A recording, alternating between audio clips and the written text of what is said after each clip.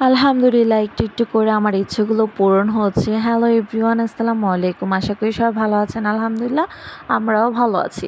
তো এটা ছিল আম্মুর বাসা থেকে যেদিন চলে আসবো ওই দিনের একটা ভিডিও। তো ওই দিন সকালে ঘুম থেকে ওঠার পরে আজানের খাবার নিয়ে নিছি।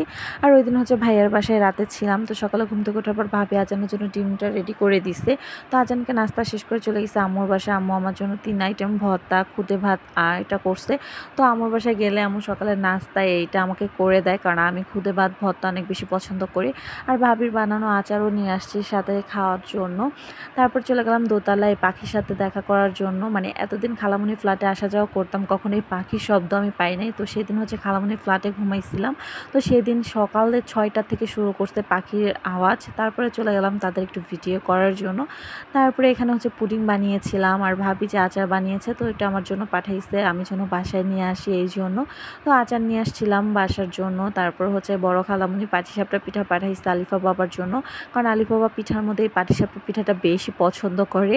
যাই হোক, চলে গেলাম আম্মুকে নিয়ে একটু আরফুলের দোকানে, কারণ আমার কেকের কিছু জিনিস কেনার দরকার ছিল। ওই যে একটা কথা আছে না, মন থেকে কিছু চাইলে আল্লাহ পাক একদিন না একদিন সত্যি পূরণ করে। আমার খুব ইচ্ছা ছিল যে আমি কেক বানাবো, আমার কেকের সব কিছু থাকবে এরকম। তো যাই হোক, আলহামদুলিল্লাহ সব কিছু মিলে আমি একটু একটু করে সব কিছু কিনতে পেরেছি। তো তার আগে তো একটা হ্যান্ড ব্লেন্ডারও কেনা শেষ। তো এখন প্রয়োজনীয় যে ইম্পর্টেন্ট কিছু জিনিস, তো ওইগুলো কেনা শেষ হয়ে গেছে। তো ইনশাল্লাহ আপনাদের সাথেও শেয়ার করব কেক যেদিন বানাবো। তারপরে বাসা চলে আসার পরে ঈশা চা বানাইছে পাগরখানি। তো চা পাগরখানি কার কার পছন্দ অবশ্যই কমেন্টস করে জানাবেন। এখানে আম্মু ডিম, হাঁসের ডিম আর মুরগি ডিম দিয়ে দিচ্ছে। আম্মু গ্রাম থেকে যেভাবে প্রসেসিং করে নিয়ে আসছে, তো আমাকে ওইভাবে দিয়ে দিছে যেন না ভাঙে। আর এটা মেবি ভুসির ভিতর করে দিচ্ছে। আর এই যে আলিফা মনি, তাকে তার নানু এই ড্রেসটা বানিয়ে দিয়েছে, সে তো অনেক খুশি। আর এই টাইপ ড্রেসও একটু বেশি পছন্দ করে। তারপরে আমরা বাসার উদ্দেশ্যে বের হয়ে গেছি।